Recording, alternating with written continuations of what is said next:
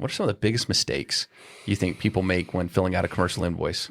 I mean, it comes back to the values we talked about. The most common mistakes are an inflated value on the commercial invoice in one way or another, like not putting the discounts on there so that way you actually see the full amount without the discount. Yeah, if you have an order level discount, you better be careful because I bet you right now your commercial invoices are too high. And if they reach out to the shopper and get an invoice that shows, oh, there's a discount, I'm going to be good and apply the lower value, it doesn't happen very often that way. So, yeah, that would be the big one. If your duty and tax calculations are based on a discounted amount, but then you're presenting to customs a higher amount, that's bad news. And the way that that can happen a couple different ways.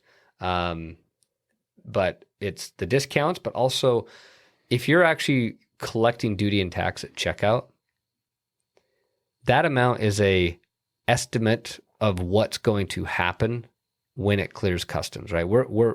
We predict what that broker is going to assess on the value of the goods.